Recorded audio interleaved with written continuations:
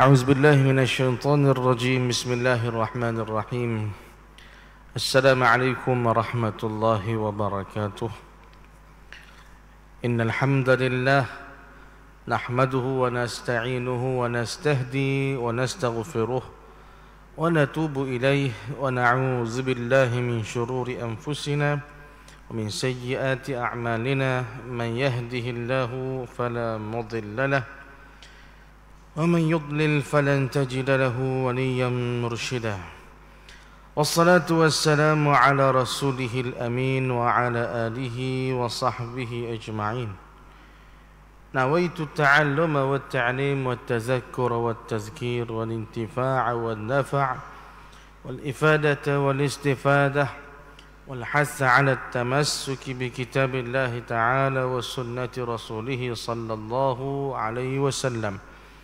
والدعاء إلى الهدى والدلالة على الخير ابتغاء وجه الله ومرضاته وقربه وثوابه.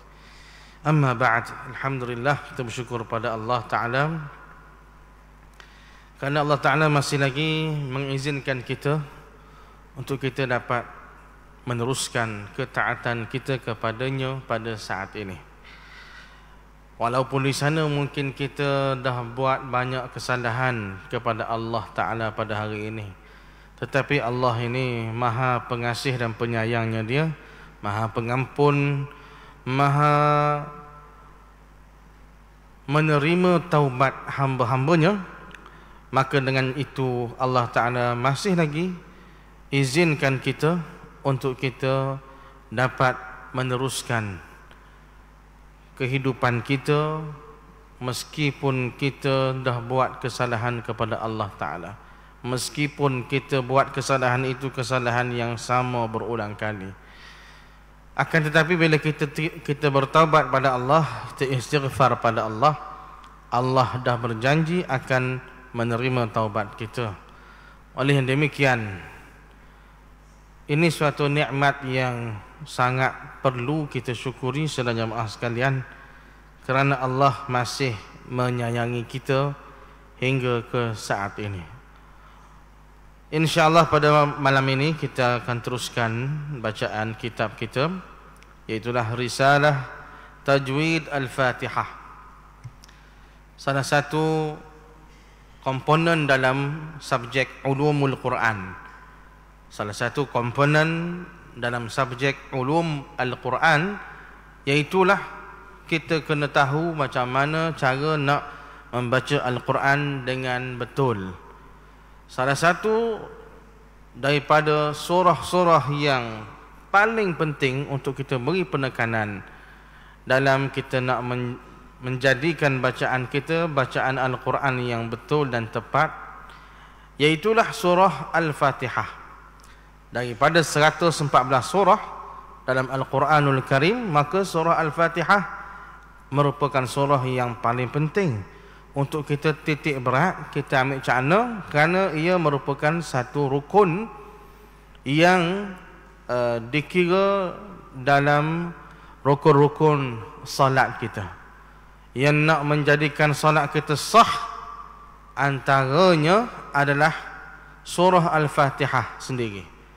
Membaca surah Al-Fatihah dengan bacaan yang tepat, dan bacaan yang sahih, bacaan yang betul, itu suatu yang sangat-sangat perlu untuk menjadikan bacaan surah Al-Fatihah kita dalam salat adalah bacaan surah Al-Fatihah yang mensahkan salat kita.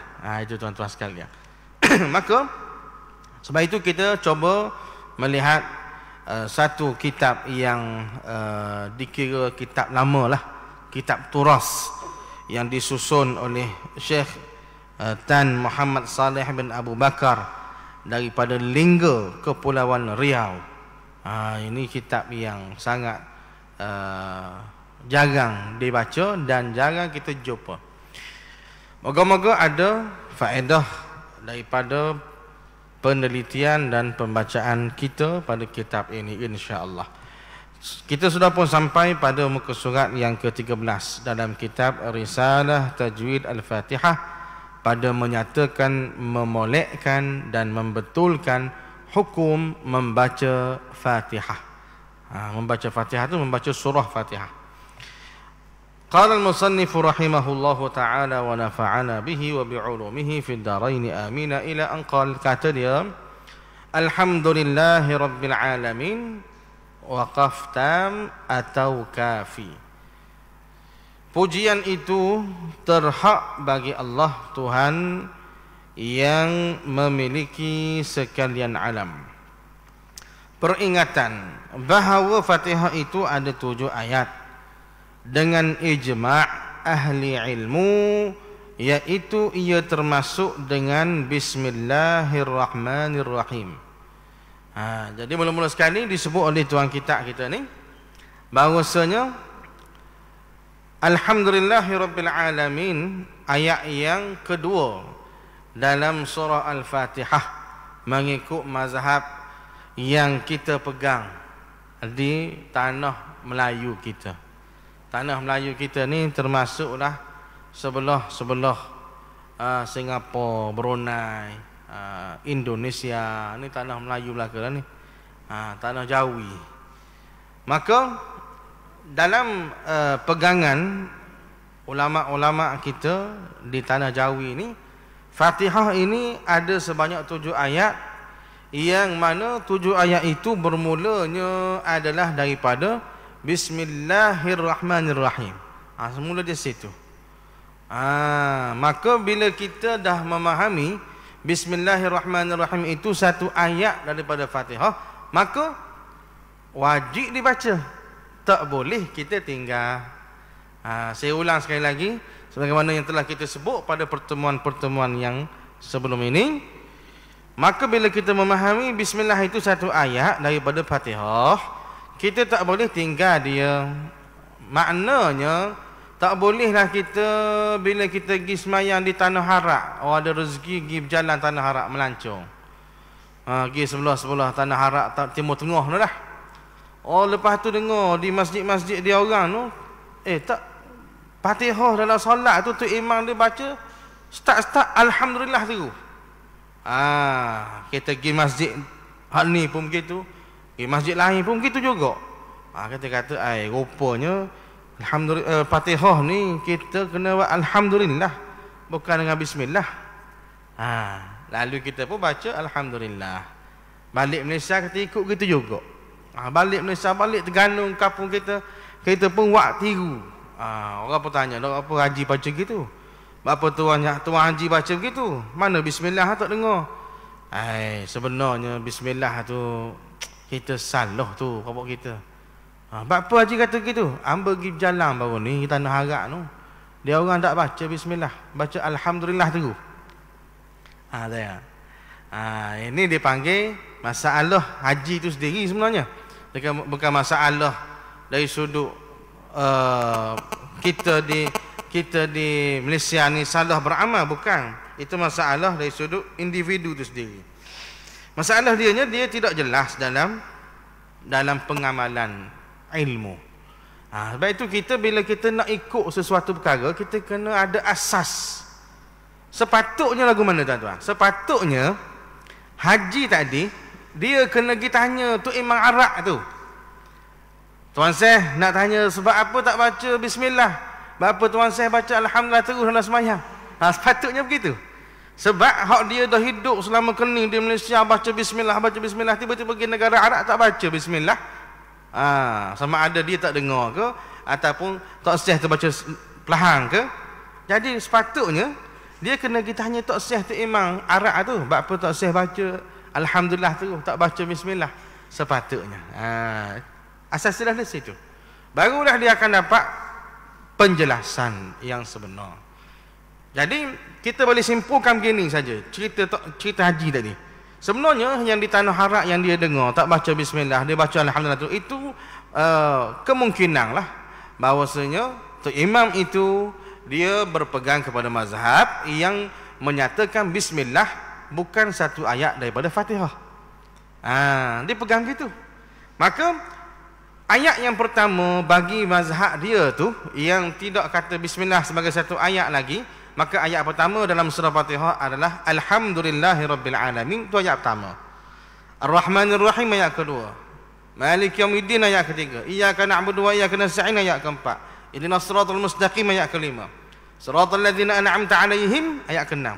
Ghairil maghdubi 'alaihim waladdallin ayat ketujuh. 7 ayat juga. Adapun kita di Malaysia dan di tanah Jawi kita ni yang berpegang pada mazhab yang menyatakan bismillah satu ayat daripada Fatihah, maka kita kena membilang ayat pertama dalam Fatihah adalah bismillah. Bismillahirrahmanirrahim ayat pertama. Alhamdulillahirabbil alamin ayat kedua. Ar-Rahmanir Rahim ayat ketiga. Malik Yaumiddin ayat keempat. Iyyaka na'budu wa iyyaka nasta'in ayat kelima. Ihdinas siratal mustaqim ayat keenam. Siratal ladzina an'amta 'alaihim ghairil maghdubi 'alaihim waladdallin ayat ketujuh. 7 ayat juga. Bezanya mazhab yang tak kira bismillah dia akan potong di siratal ladzina an'amta 'alaihim. Itu ayat ke-6 dia. Kita yang kira bismillah, hak situ tu tidak ada wakaf dan tidak ada nombor yang menyatakan di nombor 6, tapi dia adalah wakaf. Bukan wakaf itulah wakaf sot lamia begitulah. Sama ada kita semoleknya kita teruskanlah kalau nafas panjang. Kalau nafas tak panjang kita boleh saja nak berhenti situ. Tetapi bukan niat kita beriktikad situ ayat ke-6. Hanya kerana tak ada nafas. Itu sajalah bezanya. Ada setengah orang, setengah pendapat yang keras sikit, dia kata tak boleh. Kalau dah kata ayat ke-7 tu, hak tu tak boleh berhenti dah setengah-setengah tu. Kalau tidak jadi ayat ke-6. Itu pendapat yang keras sikit. Menyebabkan hak nafas pendek juga tercungak-cungaklah dia nak sampai ke waladdallin. Dia kalau kita jadi tok imam ni tuan-tuan, lain dengan jadi tok makmum. Lain. Kena jadi tok imam sekali baru tahu lagu mana cara tok imam dengan tok makmum. Tok makmum dia baca slow, dia nafas lagu mana pun tak kisah dah. Kalau orang yang jadi tok imam, nafas tu nak standby satu hal. Deba pula. Deba nak kena standby juga tu. Nak lawan ke mana deba. Tu jadi tak sampai kepada yang tepat sepatutnya. Jadi nak beri comel Fatihah kita kalau memang kita nafas tak panjang, maka berhenti sajalah dia alaihim yang pertama tu. Siratal ladzina an'amta alaihim ghairil maghdubi alaihim waladdallin. Habis. Selesai masalah. Begitu ya. Baik, kata dia bahawa Fatihah itu ada 7 ayat dengan ijma' ahli ilmu. 7 ayat itu tak berubah. Dia tidak ada khilaf. 7. Cuma yang khilafnya ayat pertama tu hak mana? Hak tadi kita sebut tadi. Sama ada bismillah ataupun alhamdulillah. Dia khilaf situ. Iaitu ia termasuk dengan bismillahirrahmanirrahim. Itu bagi mazhab kita lah. Dan telah warid daripada Ummu Salamah adalah Nabi sallallahu alaihi wasallam apabila membaca Quran diputuskannya bacaan tiap-tiap satu. Dia panggil qiraah mufassiratan harfan. Itu bacaan yang diputuskan tiap-tiap satu, menjelaskan setiap huruf by huruf, huruf ke huruf, jelas, bacaan yang jelas dan bacaannya tidak jadi bertokor, serabu, cambar, tidak. Itu bacaan Quran Nabi. Bila orang yang mendengar bacaan Quran Nabi ni, kita akan rasa tenang, akan rasa jelas apa yang Nabi baca. Itu dia punya gaya ataupun sifat qiraah ataupun tilawah Rasulullah sallallahu alaihi wasallam. Katanya Ummu Salamah, apabila membaca Quran, dia putuskannya bacaan tiap-tiap satu. Maka ia berkata bismillahirrahmanirrahim, kemudian berhenti. Dikata pula alhamdulillahirabbil alamin. Demikian juga berhenti tiap-tiap ayat hingga sampai pada akhir Fatihah. Gitu cara Nabi baca. Nabi baca satu ayat. Baca satu ayat berhenti, sambung pula, mula pula ayat yang lain. Berhenti. Bismillahirrahmanirrahim. Alhamdulillahirabbil alamin. Ar-Rahmanir Rahim. Berhenti. Begitulah. Maka berdasar hadis ini dapatlah kita ketahui akan khilaf sunnah. Khilaf sunnah. Ini pendapat tuan kita ni lah. Khilaf sunnah yakni menyalahi sunnah orang yang mewassalkan bismillah pada awal Fatihah. Jadi dikata kalau ikut pada hadis ni, orang yang mewassalkan ni menyambung bismillah dengan alhamdulillah tu dikata ini mukhalafah sunnah, menyalahi sunnah, canggah dia kata, berlawanan dengan sunnah Nabi. Dia kata berlawanan, maksudnya tak molek. Ni pendapat tuan kita ni berdasarkan hadis tadi. Jadi ni nak kabum apa? Sepatutnya tidak disambung Bismillahirrahmanirrahim Alhamdulillahi Rabbil Alamin kan ada orang baca sambung. Dia kata kalau hak bacaan begitu tu bukan bacaan yang ditunjukkan oleh Nabi tu. Dia kata bacaan Nabi ni satu ayat berhenti, yang begitu. Baik, kata dia, kata Al-Hafiz Al-Qastallani, maknanya Al-Hafiz Ibnu Hajar, Al-Imam Ibnu Hajar Al-Qastallani, Ibnu Hajar Al-Asqalani itu tak? Ini Al-Qastallani ni hak lain ni. Al-Hafiz Al-Qastallani hak lain. Bahawasanya mengambil daripada hadis Ummu Salamah atas sunnah berhenti pada kepala ayat itu ada pandangan, yakni tilikan padanya. Katanya Al-Qastallani, bahawasanya bila kita dengar hadis daripada Ummu Salamah tadi yang dia kata Nabi bacaan dia ni berhenti satu ayat. Daripada situ nampaknya berhenti pada kepala ayat. Kepala ayat tu kenapa pula? Kepala ayat tu ada nombor, tuan-tuan. Bila kita baca ada nombor, situ tu dipanggil kepala ayat. Bahasa Arab sebut ra'sul ayah. Ra'sul ayah, kepala ayat dipanggil. Berhenti pada kepala ayat itu sunnah. Ada pandangan padanya, yakni ada pendapat yang dibahaskan oleh ulama yang menyatakan sedemikian. Apa dia? Sunnah untuk kita berhenti di ra'sul ayah. Maknanya dalam pembacaan Quran pun ada sunnah yang perlu kita raikan, yang dapat pahala kalau kita ikut gitu. Kita duk gamaknya mungkinlah sunnah-sunnah ni dalam kehidupan seharian kita. Masa nak makan tangan kanan, baca bismillah, baca doa, cara duduk lah, makan hak depan dulu, makan hak dekat dulu, makan tidak ambil hak jauh, tidak kaca makanan orang lain. Sunnah, mana kita faham sunnah begitu. Begitulah dalam kehidupan kita hak lain-lain pun sunnah. Pakai seluar kok kanan, nak becak kok kiri, pakai kasut kanan, nak becak kok kiri, masuk bilik air begitu kanan, kiri, keluar kanan. Kita fahamlah sunnah-sunnah tu. Cuma mungkin ada orang tak berapa jelas sunnah masa baca Quran. Masa baca Quran ni sunnah, ada sunnah dia. Ada sunnah dia. Iaitulah antaranya bila kita baca Quran, kita kena baca itu dengan satu ayat. Tidak kita sambung pas sambung. Selagi kita nafas panjang kita sambung. Selagi kita gerak kita sambung. Tidak begitu. Walaupun kita nafas panjang setara mana pun, tapi oleh kerana kita faham Nabi dia tak sambung, Nabi dia berhenti. Maka kita ikut Nabi, kita berhenti, dia dapat pula pahala nombor 2. Pahala baca Quran tu dapat dah. Man qara'a harfan min kitabillah falahu bihi hasanah. Nabi sebut, siapa dia baca Quran satu huruf saja dia dapat satu hasanah.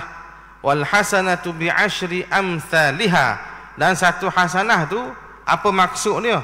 Bersamaan dengan 10, kata Nabi. Dengan kata lain, satu huruf kita baca Quran bersamaan dengan 10. Baca 2 huruf dapat 20, 3 huruf 30. Okey. Itu satu bab. pahala yang kita dapat. Bila kita baca pula Quran tu tadi dengan cara hak Nabi baca, macam mana? Kita baca dengan satu ayat, satu ayat. Satu ayat, satu ayat. Kita tak sambung. Kalau sambung dia panggil wasal, istilahnya. Kalau berhenti dia panggil waqaf. Waqaf ni berhenti. Waqaf berhenti. Maka bila kita baca sampai di nombor ayat tu yang disebut sebagai kepala ayat tadi, ra'sul ayat, kita berhenti. Alhamdulillahi rabbil alamin. Tu ada nombor 2 situ. Ar-Rahmanir Rahim, nombor 3. Maliki Yaumiddin, nombor 4. Jadi setiap pada nombor-nombor tu kita berhenti. Dapat pula pahala suku, pahala sunnah. Ikut Nabi baca begitu. Boleh pahala sunnah pula. Katanya Al-Qastallani maka yang terlebih nyatanya bahawa Nabi SAW berhenti atas yang demikian itu ialah oleh kerana menyatakan kepada orang-orang yang mendengar akan kepala ayat sahaja, dan jikalau tidak kerana itu tidaklah ia berhenti atas Rabbil Alamin dan atas Ar-Rahmanir Rahim, kerana wakaf pada yang demikian memutuskan sifat daripada mausuf. Okey. Jadi dia kata Nabi ni dia berhenti Ar-Rahmanir Rahim, Alhamdulillahirabbil alamin, Ar-Rahmanir Rahim. Alhamdulillahirabbil alamin berhenti. Ar-Rahmanir Rahim berhenti pula. Nah, kalau kata nak ikut dari sudut kaedah bahasa Arab semata-mata, katanya tuan kita, sepatutnya sambung situ. Alhamdulillahirabbil alamin, Ar-Rahmanir Rahim. Situ baru berhenti. Sebab makna dia bersambung tu. Ar-Rahmanir Rahim itu sambung dengan Rabbil Alamin. Orang mengaji bahasa Arab dia panggil sifat mausuf. Ada sifat dan ada yang disifatkan. Ada sifat dan ada yang disifatkan. Rabbil Alamin tu mausuf, Ar-Rahmanir Rahim sifat. Jadi sepatutnya sifat mausuf tu dia bersambung kalau ikut bahasa Arab. Tetapi bila kita lihat katanya hadis daripada riwayat Ummu Salamah tadi, Nabi dia berhenti. Alhamdulillahirabbil alamin, Ar-Rahmanir Rahim. Kata tuan kita yang demikian itu ialah oleh kerana menyatakan kepada orang-orang yang mendengar akan kepala ayat sahaja. Dia nak khabar kepala ayat tu situ yang mencukupkan nombor, menjadikan ayat yang pertama kedua tu hak tempat Nabi berhenti tu. Dia kata dan jikalau tidak kerana itu tidaklah ia berhenti. Kalau tidak kerana nak khabar ra'sul ayat tadi, kepala ayat tadi, maka Nabi tak berhenti situlah. Sebab kalau ikut kaedah bahasa Arab dia kena sambung Rabbil Alamin dengan Ar-Rahmanir Rahim. Nampak tak tuan-tuan? Jadi kalau ikut kaedah bahasa Arab semata-mata, yang logiknya Rabbil Alamin dengan Ar-Rahmanir Rahim itu disambung. Alhamdulillahirabbil alamin, Ar-Rahmanir Rahim. Situ baru berhenti. Tapi Nabi tidak baca begitu, kata dia. Nabi berhenti juga atas Rabbil Alamin. Itu menandakan Nabi nak menunjukkan kepada kita bahawasanya itu adalah ayat yang kedua ataupun yang pertama menurut pandangan yang lain. Dan daripada Ibnu Abi Mulaikah, daripada Ummu Salamah juga yang sampai kepada Khalaf bin Ibrahim bin Muhammad Al-Muqri adalah Rasulullah sallallahu alaihi wasallam memutuskan bacaannya berkata, ada satu riwayat lagi daripada jalur Ibnu Abi Mulaikah yang diambil juga daripada Ummu Salamah, yang sampai melalui Khalaf bin Ibrahim bin Muhammad Al-Muqri, yang diceritakan bahawasanya Rasulullah SAW bila baca Quran dia memutuskan bacaannya dengan berkata macam mana. Dia buat contoh pula, Bismillahirrahmanirrahim, Alhamdulillahirabbil alamin, Ar-Rahmanir Rahim, sampailah ke akhir ayat. Di situ dia panggil apa yang nak disebut oleh tuan kita berkaitan dengan meraihkan sunnah ketika mana kita baca Quran. Baca Quran dapat pahala setiap huruf satu hal. Kalau kita baca gaya Rasulullah pula, dapat pula pahala lain dah tuan, pahala sunnah. Orang yang beriman, dia kena cerdik mencari pahala. Dia tak boleh baca ikut kehendak dia. Nak derah habis lah, nak laju lah. Dia hak gitu ikut diri kita rugi. Kalau ikut diri kita semata-mata jadi rugi. Kita kena baca ikut siapa? Ikut Rasulullah. Ikut cara Rasulullah yang terbaik. Kalau tidak ada masalah apa-apalah. In case bila tibanya Ramadan, kita melihat ramai tutup iman kita bila bawa solat tarawih, dia akan baca dengan bacaan yang cepat. Dan biasanya bacaan-bacaan yang cepat ini dia akan sambung ataupun istilahnya wasal. Bismillahirrahmanirrahim. Alhamdulillahi rabbil alamin arrahmanir rahim maliki yaumiddin. Iyyaka na'budu wa iyyaka nasta'in. Dia sambung. Selagi boleh sambung, dia sambung. Habis Fatihah, baca pula surah. Surah hak dia nak baca lah, dia sambung. Sebab apa dia sambung tu tuan-tuan? Solat tarawih jadi begitu. Sebab dia yang diberi sebab lah, yang diberi alasannya kerana nak baca dengan banyak dalam solat tarawih di bulan Ramadan. Nak katanya alasannya kerana nak khatam Quran dalam solat tarawih, biadang satu juzuk semalaman. Jadi satu juzuk ni makan ring juga nak baca kalau baca slow-slow. Jadi oleh kerana nak khatam juga, nak baca juga satu juzuk semalaman, maka sebab itulah disambung. Maka sebenarnya tidak jadi masalah kalau dia nak sambung. Bukan jatuh ke haram. Perbincangan kita tadi, kalau nak meraihkan sunnah, Nabi dia baca berhenti, satu ayat berhenti. Tapi kalau kita baca dengan sambung, ialah dia tak jadi cara Nabi baca lah. Tapi adakah bacaan itu haram? Tidak haram. Tidak jadi haram. Tidak jadi haram. Baik.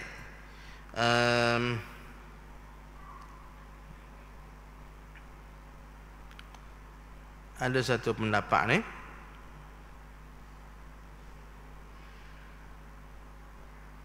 Jangan.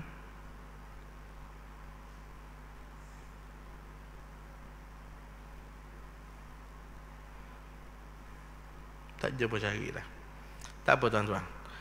Jadi memang kita akan jumpa pada Ramadan begitulah cara imam-imam tarawih kebanyakan dia baca. Kalau dia baca nak namak sungguh.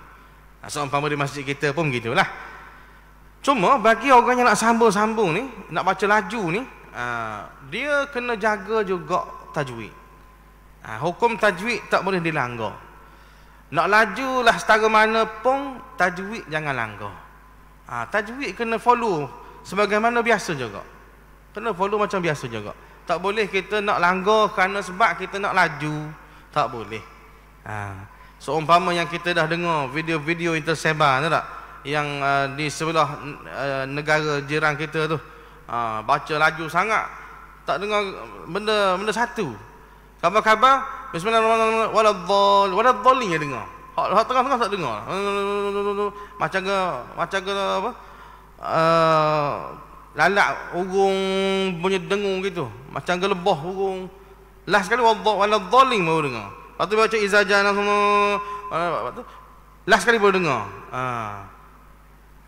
Ayat last sekali. Jadi itu dia panggil bacaan yang tidak menepati Rasulullah pun tak, dan menepati anjuran agama pun tidak. Sebabnya tajwid langgar tuan-tuan. Bila tajwid langgar saja, dia jadi masalah selalu pada bacaan Quran kita.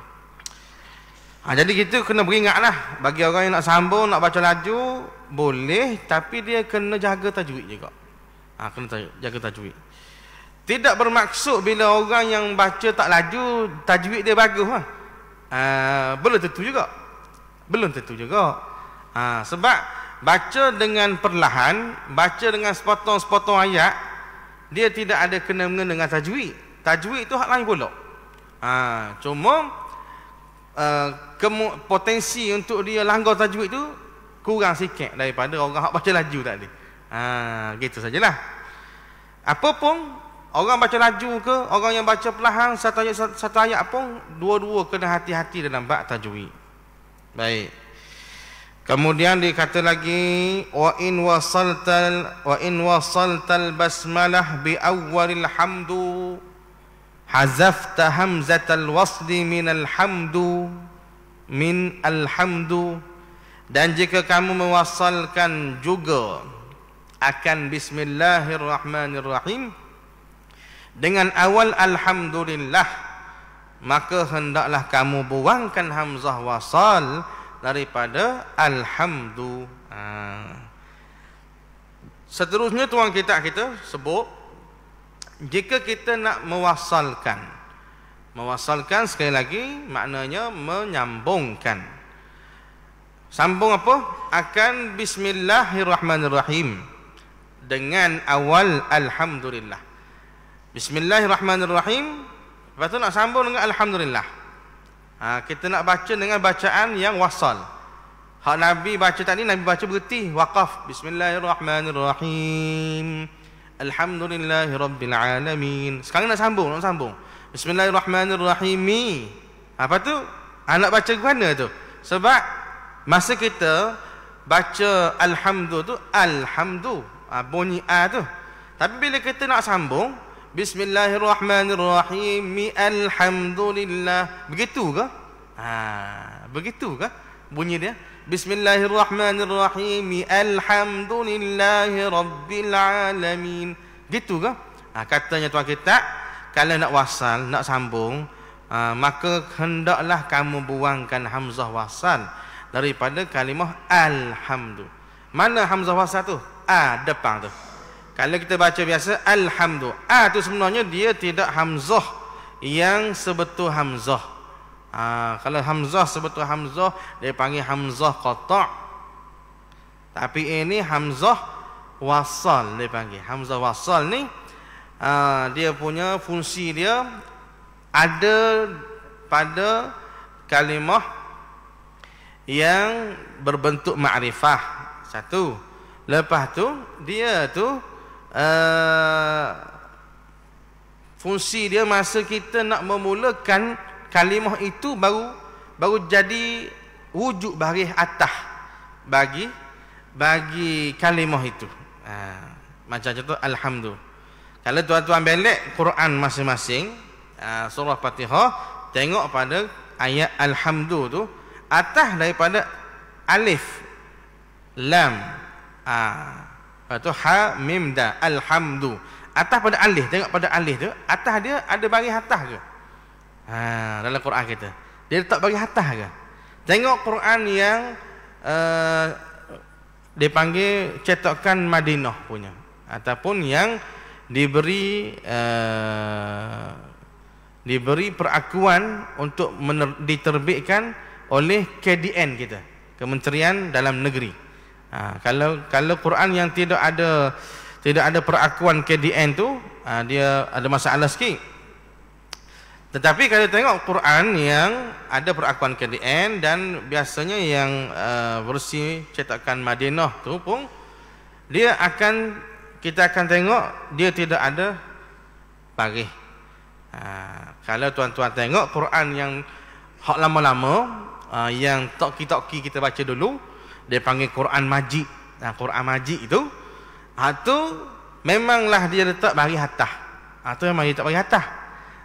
Tapi Quran Majid itu sendiri hari ini pihak JAKIM pun telah tidak galakkan untuk dia dijual dan dibacakan dalam masyarakat kita.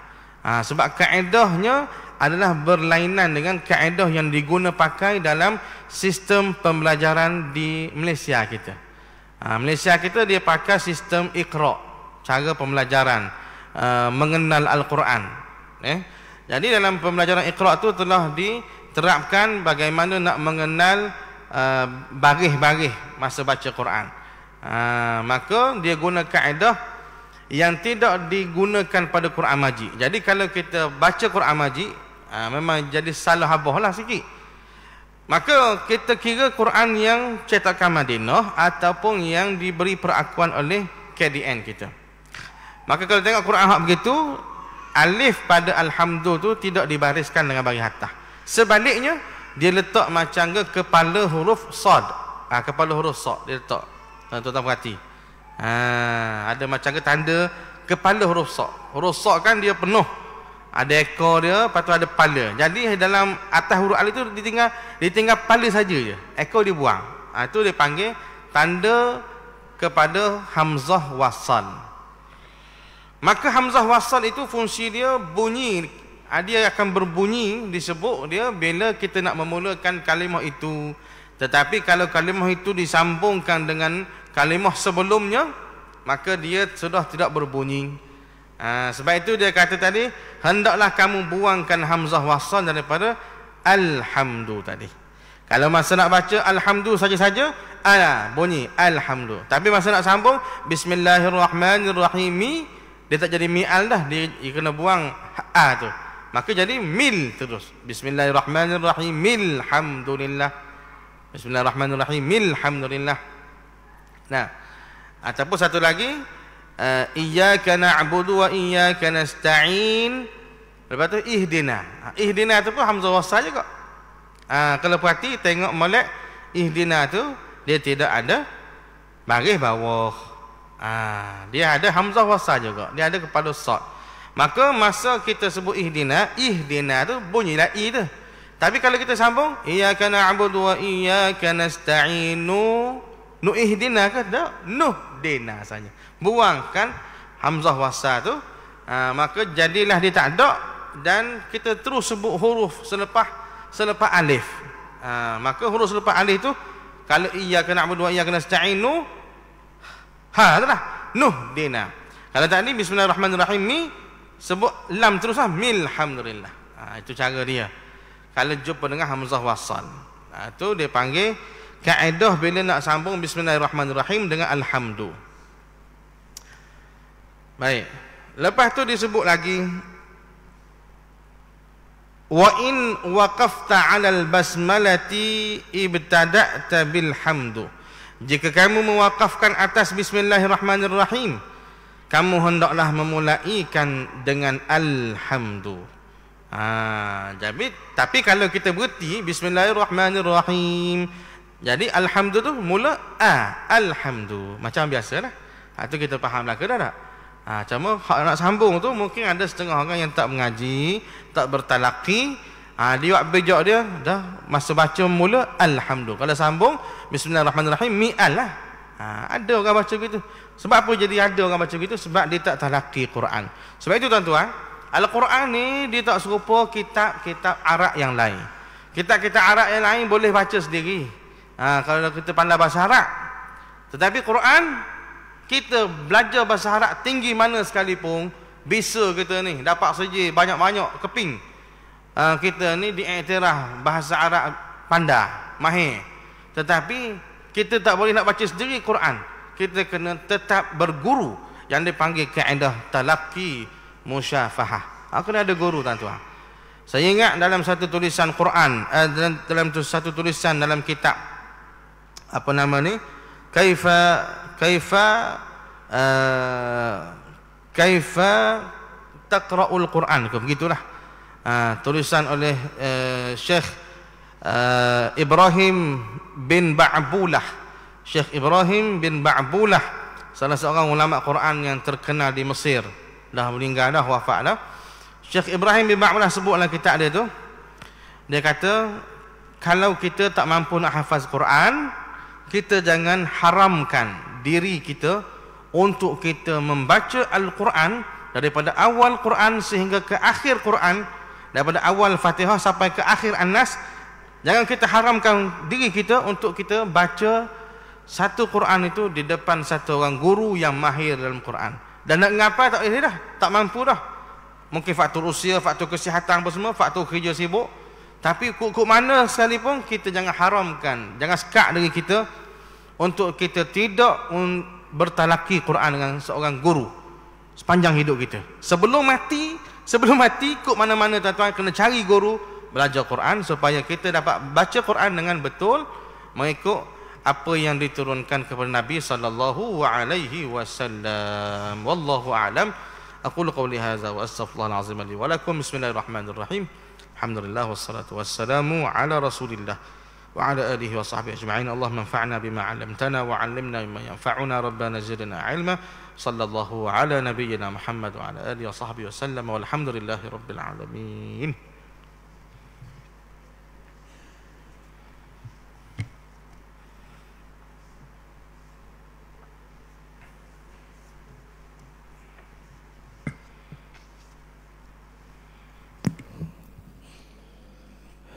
الله أكبر الله أكبر